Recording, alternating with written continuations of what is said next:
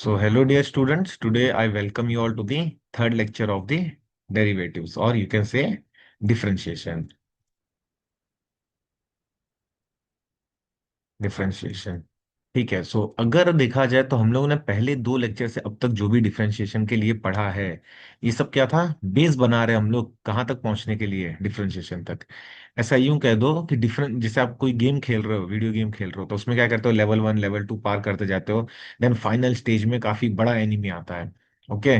तो इसी तरीके से यहाँ पे एनिमी नहीं है, बट इसी तरीके से डिफरेंशिएशन के न्यूमेरिकल्स को या डिफरेंशिएशन के प्रॉब्लम को सॉल्व करने के लिए हम लोग पूरा बेस बना रहे हैं। तो वहां पे या उस कड़ी में हमने अब तक क्या पढ़ लिया है?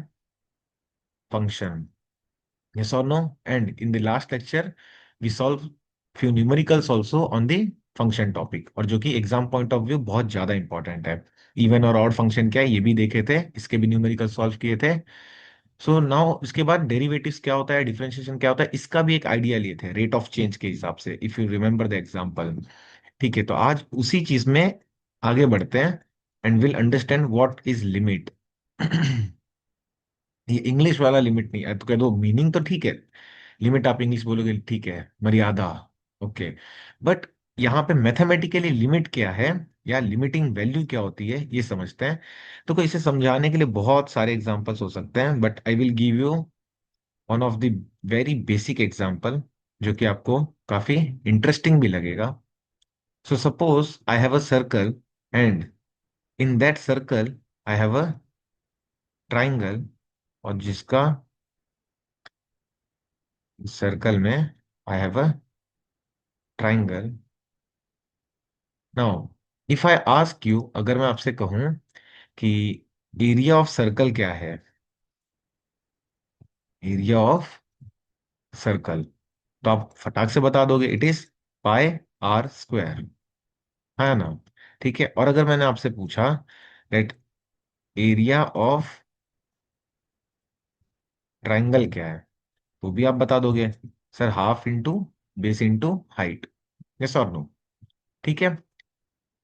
अब अगर मैंने आपसे इस सवाल को एक्सटेंड करते हुए पूछा कि क्या एरिया ऑफ सर्कल और एरिया ऑफ ट्राइंगल के बीच में क्या रिलेशन है, I mean to say that area of circle is greater than area of triangle, area of triangle is greater than area of circle, और area of triangle is equals to area of circle, तो आप सामान्य बुद्धि से भी ये बात मुझे बता सकते हो कि sir area of circle is greater than area of triangle, क्योंकि सर्कल के अंदर ट्राइंगल है। यस और नो? बराबर। अब अगर मैंने ऐसा किया कि मैं इस ट्राइंगल का साइड बढ़ाना चालू कर दूं, इसका मेरा कहने का मतलब ये है, instead of triangle, now instead of triangle, अब अगर मैंने यहाँ पे फोर साइड्स का एक क्वाड्रिलेटरल ड्रॉ कर दिया, ठीक है। सो now what you will say, still अभी भी अगर मैं आपसे सेम क्वेश्चन करूं, क्या अंदर जो क्वाड्रिलेटरल ड्रॉ किया गया है उसका एरिया ज्यादा या सर्कल का, your answer will remain the same, कि सर्कल का एरिया ज्यादा है। बट इस बार ट्राइंगल से ज्यादा होगा क्वाड्रिलेटरल का एरिया। यस और नो? ठीक है। सब इसी चीज को वापस से एक्सटेंड करते हैं, and now suppose I have a polygon.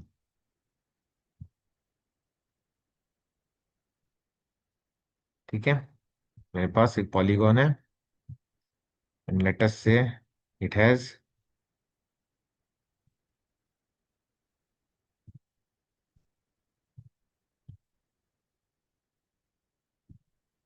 6 sides. ठीक है, हेक्सागोन मैंने ड्रॉ कर लिया। अब अगर मैंने फिर से आपसे सवाल पूछा कि एरिया ऑफ सर्कल ज्यादा है कि एरिया ऑफ हेक्सागोन ज्यादा है, तो आप कहोगे कि sir area of circle is greater than area of hexagon. But every time when I am increasing the size of the polygon, जो ये मैं पॉलीगॉन का साइज इंक्रीज कर रहा हूँ, ठीक है, हर बार ये सर्कल के एरिया के पास पहुंच रहा है। बात समझ आ रही है? सर्कल के एरिया के पास पहुंच रहा है, इट मीन्स कि अगर मैं इस पॉलीगॉन का मैं जितना नंबर ऑफ साइड बढ़ाता चला जाऊंगा, ठीक है, नंबर ऑफ साइड्स में जितना इंक्रीज करता चला जाऊंगा, इसका एरिया बढ़ता चला जाएगा, और सर्कल के एरिया के पास पहुंचता जाएगा। Okay, means it will be closer to the area of circle, बराबर। बट कभी भी सर्कल के एरिया के इक्वल होगा क्या? नहीं। सर्कल के एरिया के से ज्यादा हो पाएगा क्या? Still the answer is no. So you can see that कि चाहे कितनी ही वैल्यू बढ़ा लूं, सपोज टू बी अगर सर्कल का एरिया मेरा 10 मीटर स्क्वायर है, okay, for example 10 meter square है, तो मे बी ये हो गया एरिया ऑफ सर्कल, अगर 10 मीटर स्क्वायर है। So the area of polygon, चूंकि एन साइड का हो, मतलब बहुत ज्यादा नंबर ऑफ साइड्स में यूज कर लेता हूं, ठीक है, area of polygon of N sides, अब ये एन बहुत बड़ा नंबर हो सकता है, of N sides, still it will be something 9.999999, however number of times you use, it will never be equal to the 10 meter, या कह दो कि area of circle, it will be very close, it will be very close.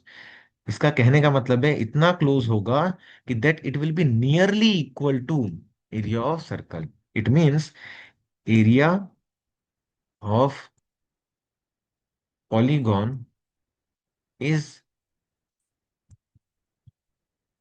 Approaching area of circle, yes और no, बराबर, but will not be equal to the area of circle, yes और no. Are you getting what I am saying? तो यही जो phenomena हो रहा है इसी को हम क्या कहते हैं? लिमिट। और मैथमेटिकली आज हम इसी को सॉल्व करना सीखेंगे। This is what is limit. Okay, got the point. अब एक एग्जांपल लेते हैं। तो अब ये जो लिमिट है, ठीक है, अब ये जो लिमिट है, it can be solve by, या यूं कह दो कि ये कैसे सॉल्व होगा। सपोज टू बी यहाँ पे एक नंबर एक्स है, और ये चलो नंबर लाइन में ये 0 है, और ये 1 2 3 4 ऐसे कुछ वैल्यूज है, और यहाँ पे नंबर लाइन में लेफ्ट हैंड साइड निगेटिव होता है, सो -1 -2 -3 -4। सो अब ऐसा कह सकते हैं कि if x is the exact value, if x is the exact value, ठीक है, अब क्या होगा कि ये जो लिमिटिंग वैल्यू होगी, ठीक है, once will solve the numerical you will come to know, but अब ये जो लिमिटिंग वैल्यू होगा, ये दो तरीके से अप्रोच किया जा सकता है। One approach could be from negative side, and another approach could be from positive side. Yes और no, are you getting what I am saying? तो यहां पे जब निगेटिव साइड से अप्रोच होगा, so it will be left hand limit, and जब positive side से approach हो रहा है या राइट हैंड साइड से, तो it will be right hand limit, LHL and RHL। And when ever, या जब कभी left hand limit equal to right hand limit ये आएगा, ठीक है, मतलब हम इंडिविजुअली दिए हुए इक्वेशन को सॉल्व करेंगे लेफ्ट हैंड लिमिट के लिए और राइट हैंड लिमिट के लिए, और जब left hand limit equal to right hand limit होगा, then we will say then limit exist. तब जाके हम कहेंगे कि लिमिट एग्जिस्ट करती है, और अब जाके क्वेश्चन सॉल्व हो सकता है। Let me give you very basic example by which you can understand. ठीक है, अभी क्वेश्चन है और इसको लिखने का तरीका देखो कैसा है।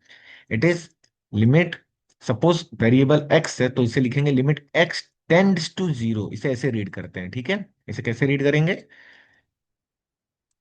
लिमिट एक्स टेंड्स टू 0, ठीक है। जिस जरूरी नहीं है कि हर बार 0 ही हो, may be some other value, limit x tends to a हो सकता है, एक्सटेंड्स टू सम 100 हो सकता है, वाई हो सकता है, कोई भी वैल्यू हो सकती है, बट अभी इस केस में let us say limit x tends to 0, and the question is, and the question is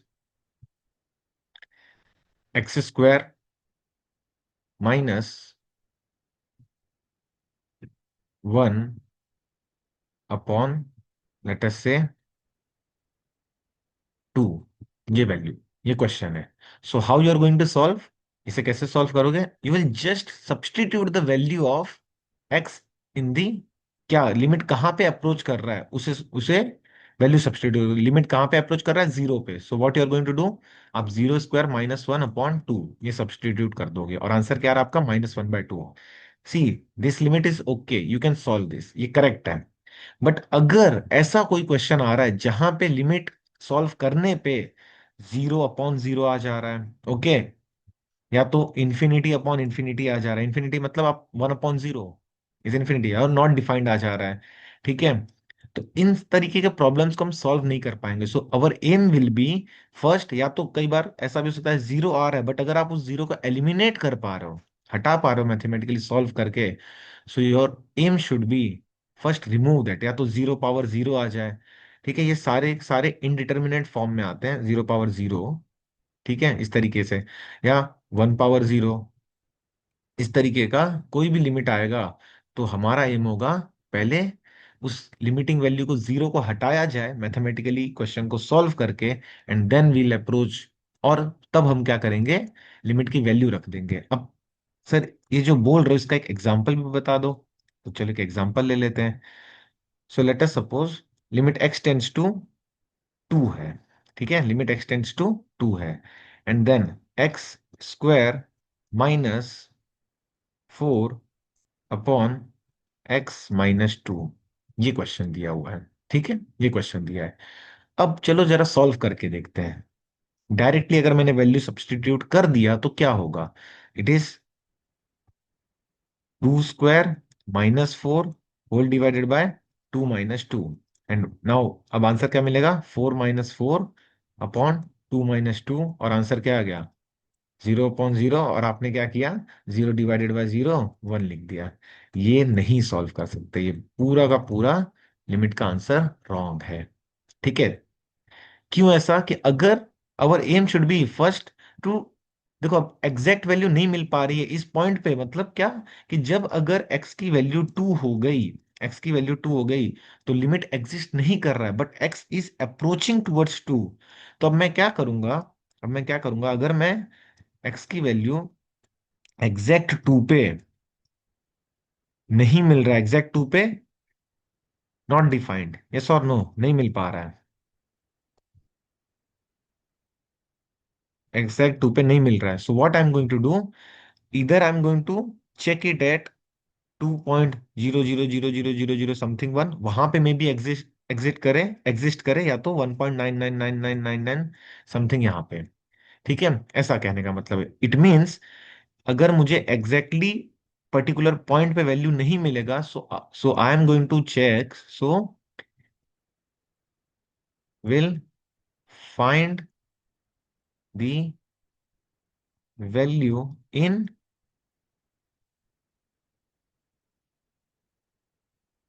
neighbourhood of x, ठीक है, इट मीन्स हम क्या करते हैं, अभी जो left hand limit right hand limit समझे, तो अगर मान लो left hand limit left side से अप्रोच करते हुए एग्जिस्ट कर रहा है, राइट साइड से अप्रोच करते हुए राइट हैंड लिमिट एग्जिस्ट कर रहा है, तो हम कहेंगे कि अगर लेफ्ट हैंड लिमिट एग्जिस्ट कर रहा है और राइट हैंड लिमिट एग्जिस्ट कर रहा है और ये दोनों अगर इक्वल है, सो इट मीन्स वो पर्टिकुलर पॉइंट पे भी लिमिट एग्जिस्ट करेगा। तो अब इस क्वेश्चन को सॉल्व कैसे करेंगे, ये जितना मैंने आपको बताया it is the understanding of limit, but numerical solving is a practice. चलो इसी क्वेश्चन को वापस से सॉल्व करते हैं और देखते हैं इसका असली आंसर क्या है या एग्जैक्ट आंसर क्या है। So limit x tends to two, x square -4 upon x minus two, okay, so you know very well, या आपने पहले पढ़ा होगा एक फॉर्मूला, जो कि एक्स, या तो चलो ऐसे लिखते हैं, A² - B², आपने पढ़ा है क्या होता है A² - B², A - B into A + B, yes और no.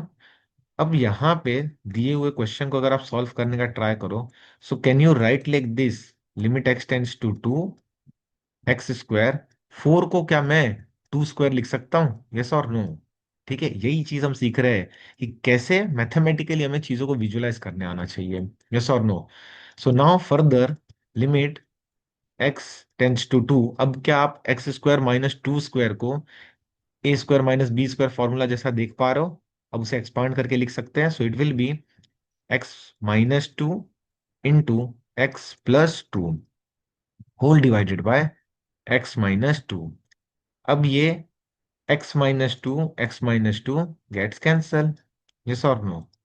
So now limit x tends to x+2। अब x के जगह पे मैं 2 सब्सटीट्यूट कर दूंगा। क्या अब मेरे पास डिनोमिनेटर 0 आ रहा है? नहीं। And that's the reason our limit is correct. So 2+2 and answer will be 4। This is the right solution of the given problem of limit. आपके एग्जाम में लिमिट के क्वेश्चन तो नहीं पूछे जाएंगे, but just for the better understanding मैंने आपको limit का क्वेश्चन करा दिया।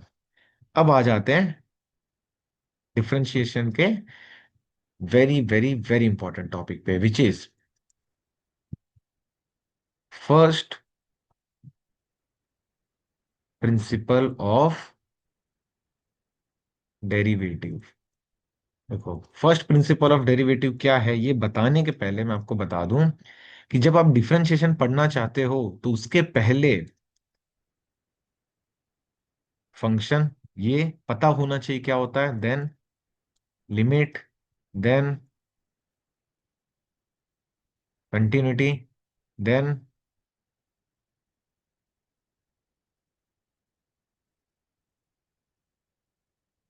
Differentiability, and then comes derivatives. Okay, so we have the understanding of function, we also understand about limit. Continuity मतलब क्या है कि कोई एक दिया हुआ फंक्शन अपने डोमेन में पूरा कंटिन्यूअस है कि नहीं। ठीक है, यहाँ पे अगेन 11th स्टैंडर्ड का काफी डिटेल टॉपिक हो जाएगा। So no need, at least for the diploma students for this stage, so will skip that. And differentiability क्या है मैं आपको थोड़ी देर में बता दूंगा। And now we are moving towards या हेडिंग टूवर्ड्स डेरिवेटिव या डिफरेंशिएशन। तब देखो, फर्स्ट प्रिंसिपल ऑफ डेरिवेटिव क्या कहता है कि अगर आप मान लो डेरिवेटिव निकालने का मतलब ही समझो। डेरिवेटिव इट मींस, या सिंपल मैथमेटिक्स में कहूं, derivative means finding slope of the given function. ठीक है, finding slope of the given function. Okay, so now and it is written as, अब ये लिखते कैसे, इसे रिप्रेजेंट करने का तरीका है जैसे अगर F of x is the function. Okay, F of x अगर फंक्शन है और इस फंक्शन, अब अगर एफ ऑफ एक्स लिख दिया इट मींस बाय डिफॉल्ट आप कहोगे y equal to f of x is the function. ठीक है, सो इसे लिखने का, डेरिवेटिव को लिखने का तरीका है एफ डैश ऑफ एक्स और d y by d x. ठीक है, way to represent derivative, derivative of a function. ठीक है, ये तरीका है way to represent the derivative of a function. क्या तरीका है? आइदर आप एफ डैश ऑफ एक्स लिख दो या तो d y by d x लिख दो। ठीक है, समझ में आया? So let us move ahead. अब फर्स्ट प्रिंसिपल ऑफ डेरिवेटिव क्या कहता है कि एफ डैश ऑफ एक्स मतलब जो भी फंक्शन का आप डिफरेंशिएशन निकाल रहे हो या डेरिवेटिव निकाल रहे हो, it is equals to limit h tends to 0। Maybe ये डिफिकल्ट लगे स्टार्टिंग में समझने के लिए, इसलिए प्लीज पेशेंसफुली आप सुनते चलो मैं क्या क्या बता रहा हूँ, एक एक करके सारी चीजें ओपन होंगी आपके सामने। ठीक है, या कह दो सारे कंसेप्ट आपके आंखों के सामने होंगे। So f of x plus h minus f of x whole divided by h, ये फॉर्मूला है फर्स्ट प्रिंसिपल ऑफ डेरिवेटिव का। इसका मतलब आगे जाके डिफरेंशिएशन में आप जितने फॉर्मूला पढ़ोगे, जितने फॉर्मूला पढ़ोगे कि दिया हुआ फंक्शन का डिफरेंशिएशन क्या आ रहा है, वो सारे के सारे इसी फॉर्मूला से डिराइव हुए हैं। ओके, और इस फॉर्मूला को यूज करने के लिए लिमिट का थोड़ा तो अंडरस्टैंडिंग होना चाहिए। एंड दैट्स द रीजन मैंने आपको पहले ही थोड़ा सा लिमिट समझा दिया। अब अगर आगे बढ़ते हैं तो इस फॉर्मूला का कहने का मतलब क्या है जरा समझो। ये फॉर्मूला हमें बताना क्या चाह रहा है कि मैंने क्वेश्चन में ये मान लिया है कि मैं दिए हुए फंक्शन को अप्रोच कर रहा हूं राइट हैंड साइड से। इट मीन्स एक्चुअल फंक्शन था एफ ऑफ एक्स, ओके, और उसमें एक small increment, H is what, ये एच क्या है, इट इज इंक्रीमेंट, या यूं कह दो स्मॉल इंक्रीमेंट, या यूं कह दो वेरी स्मॉल इंक्रीमेंट। अब बात समझ में आ रहा है? सो मतलब क्या, कि एफ ऑफ एक्स फंक्शन था तो उसमें एक बहुत छोटा सा स्मॉल इंक्रीमेंट हुआ, किसका, एक्स प्लस एच का, ठीक है।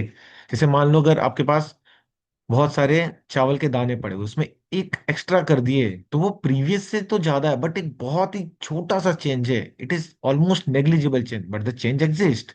और इसीलिए मैथमेटिक्स में उसे रिप्रेजेंट भी कैसे किया गया है, इतने स्मॉल से चेंज को f of x plus h से रिप्रेजेंट किया गया है, ठीक है, f of x plus h. अब ये तो ज्यादा ही होगा एफ ऑफ एक्स से, यस और नो, ठीक है, ये ज्यादा ही होगा एफ ऑफ एक्स से, and whole divided by h. ये पूरा लिमिट सॉल्व करने पे जो वैल्यू आएगी, that will be what, differentiation of the given function, and this is our first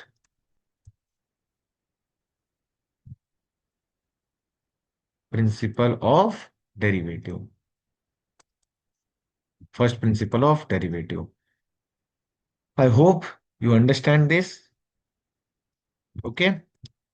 so suppose to be, अब एक क्वेश्चन सॉल्व करते हैं और तब समझते हैं फर्स्ट प्रिंसिपल ऑफ डेरिवेटिव हमसे क्या कह रहा है।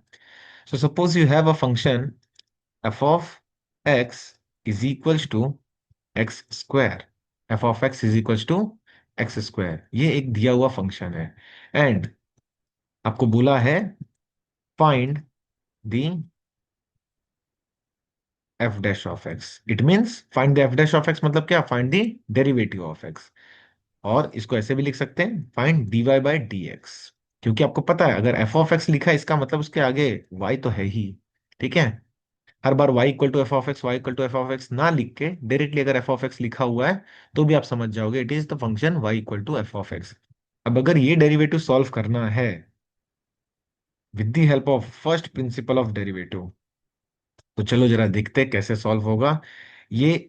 आपके एग्जाम में इतना लेंदी नहीं सॉल्व करना पड़ेगा जो भी मैं सॉल्व करूंगा, but just I am solving one और two numerical in order to give you the idea कि किस तरीके से डेरिवेटिव आ रहा है। नहीं तो आप डायरेक्ट सारा फॉर्मूला रटने बैठोगे तो 2 दिन में भूल जाओगे, एक बिहाइंड द सीन आपको आइडिया होगा तो आपको पता तो चलेगा कि ओके ये पाथवे है जिस तरीके से डिफरेंशिएशन सॉल्व करना है।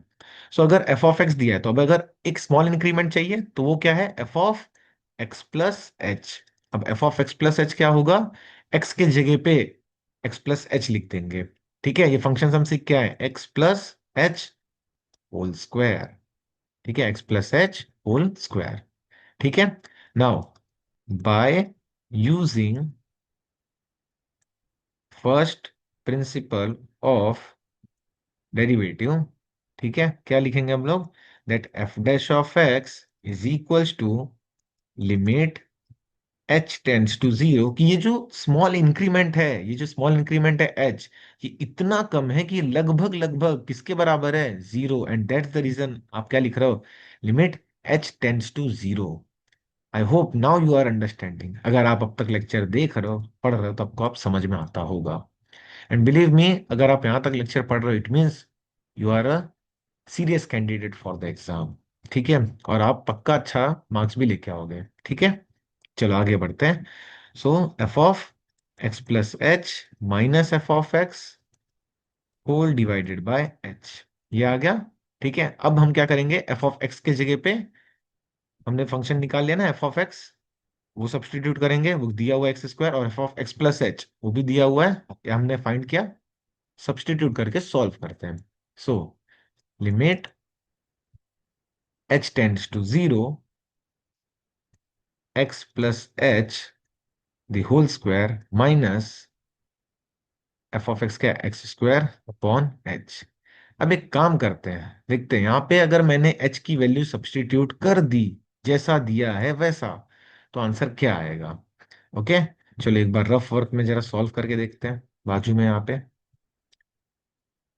And let us see what answer we are getting. Rough work में सॉल्व करके देखते हैं। तो अगर मैंने लिमिट की वैल्यू सब्सटीट्यूट कर दी, सो एक्स प्लस एच की जगह पे लिख दिया zero square minus x square whole divided by h के जगह पे लिख दिया जीरो। देखो डिनोमिनेटर में तो जीरो हो ही नहीं सकता, तो आप अभी तो डायरेक्टली एच की वैल्यू सब्स्टिट्यूट नहीं कर सकते।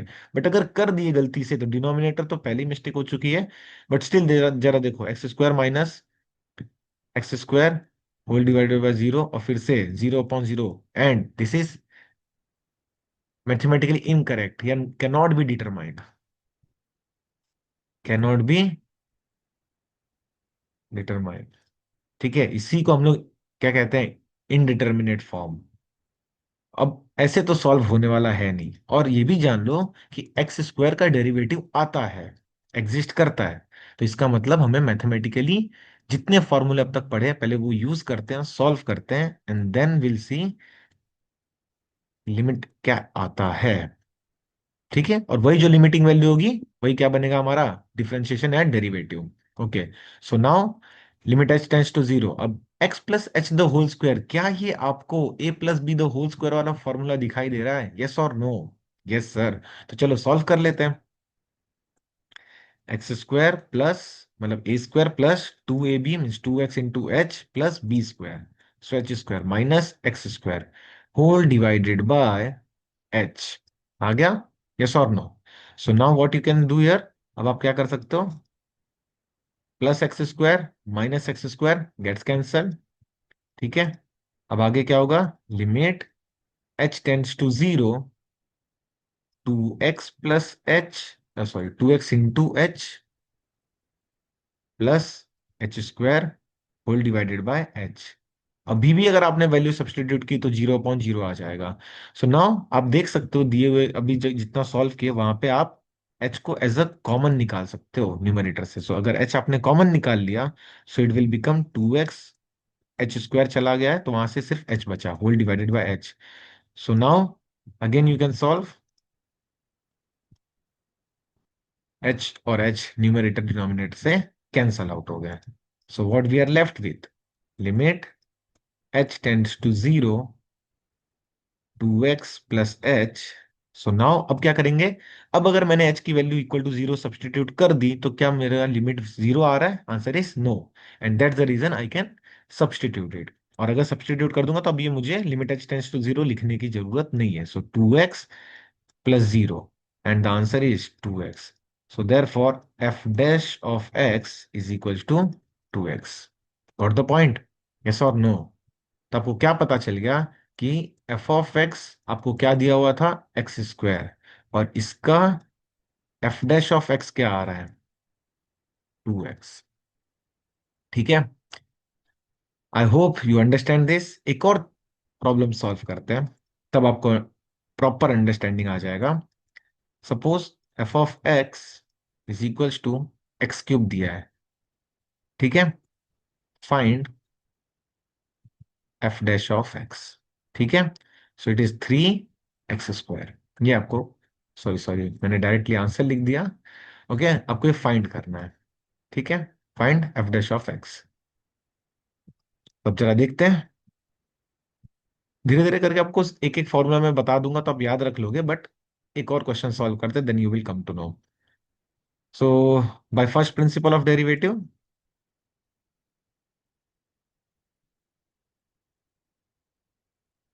Bye first principle of derivative,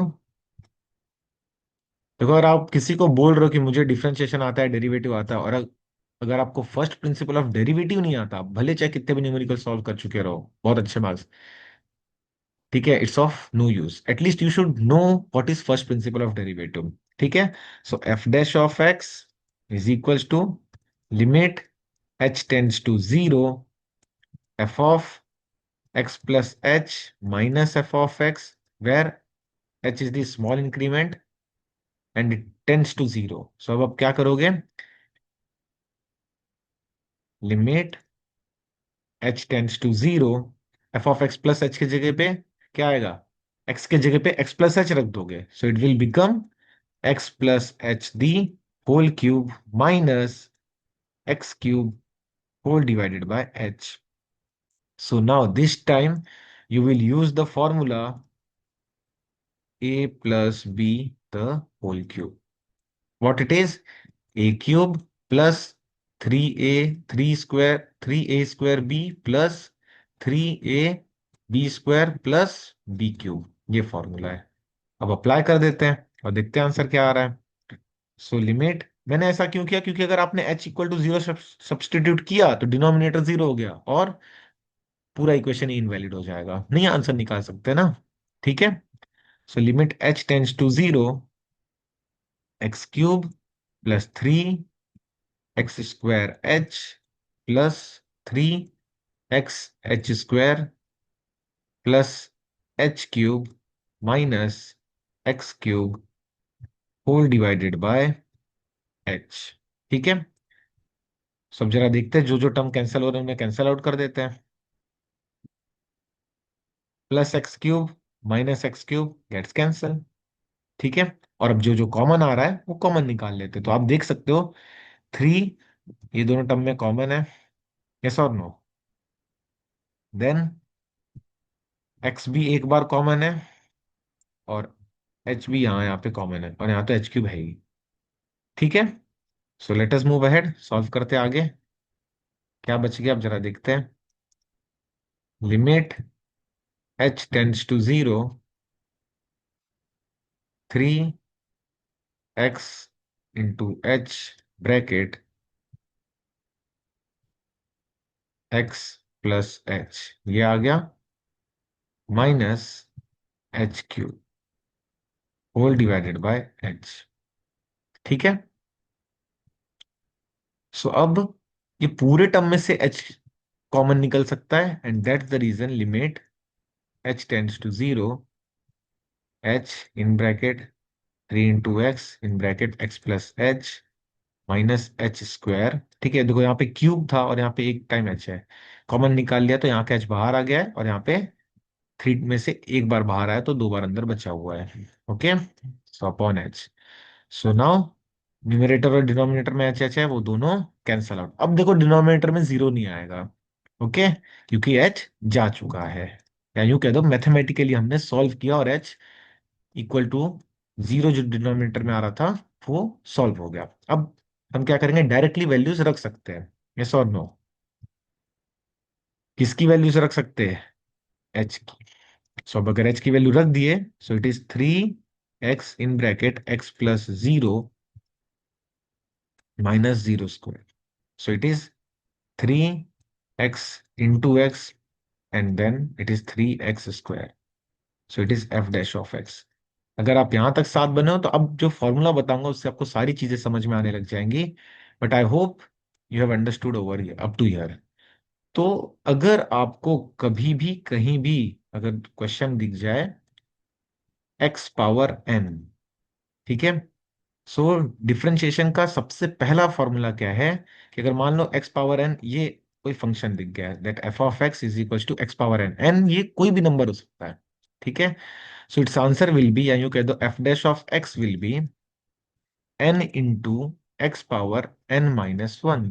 ठीक है, इसका भी डेरिवेशन है बट नो नीड, चाहिए तो आपको मैं वेरीफाई करके बता देता हूं। अभी जो दो न्यूमेरिकल सॉल्व किए उससे ही वेरीफाई करते हैं, जरा देखते हैं। पहला वाला क्वेश्चन जो हमने सॉल्व किया वो क्या था, f(x)x²। अब जरा इस फॉर्मूला का यूज करके देखते हैं, दैट इज f(x)=टू n की जगह पे यहाँ पे क्या है 2, n की जगह पे क्या है 2, यस और नो। यहाँ पे n की जगह पे क्या है 2, यस और नो। ठीक है। So it is, formula use किया तो 2 into x⁻2−1। So it will B 2 into 2 - 1 is 1 और x के ऊपर पावर 1 नहीं लिखा तो understood it is 1 only, so it is 2। सो ये आ गया 2x। समझ में आया। नेक्स्ट क्वेश्चन क्या था, f(x)=x⁻3 था। अब अगर इसे सॉल्व करोगे तो क्या हो जाएगा, f(x)=3 into x⁻3−1। हो सकता है स्टार्टिंग में आपको स्टेप्स लिखने पड़े, धीरे धीरे प्रैक्टिस हो जाएगी और आप इजीली सॉल्व कर पाओगे। सो 3 into x², 3−1। Okay, got the point. अब यहाँ पे चाहे कितने भी बड़े नंबर आ जाए आप सॉल्व कर लोगे। सपोज टू बी x⁻100 है, so how you are going to solve this, f dash of x कैसे सॉल्व होगा, 100 into x power 100 - 1, so it is 100 x power 99। ठीक है। अब अगर सपोज टू भी क्वेश्चन ऐसा होता that f of x is equal to x power -1, डरना नहीं क्वेश्चन देख के, जो स्टेप्स है वही फॉलो करना है। So f dash of x is equal to n, मतलब -1 into x power n - 1। n की जगह पे इस बार क्या है, -1 है। ठीक है, गॉट द पॉइंट। अब इसे अगर सॉल्व करोगे तो -1 इंटू -1 क्या हो गया, -2। सो it will be -x power -2। ठीक है। अब अगर आपको पता हो या नहीं पता तो अब सीख लो, समझ लो क्या, that by law of indices you know very well, x power अगर -m है तो इसे मैं लिख, सॉरी ए पावर अगर -m है तो इसे मैं लिख सकता हूँ 1/a पावर m। यस और नो? ठीक है। सो इसी तरीके से ये एक्स में पावर -2 है, so I can write this as -1/x²। ठीक है। So I hope you understood up to here. अभी बहुत कुछ बाकी है पढ़ना, बट बेस तो बन गया है। अब नेक्स्ट लेक्चर से कंप्लीटली डिफरेंशिएशन के सारे फॉर्मूला समझ लेंगे, and then we go for numericals, and very very important numerical solve करेंगे। Okay, thanks for watching. अगर कुछ डाउट है, comment section is open for you, पूछ सकते हो। कुछ सजेशन देना है या फीडबैक देना है, then also most welcome. See you in the next lecture. Okay, bye.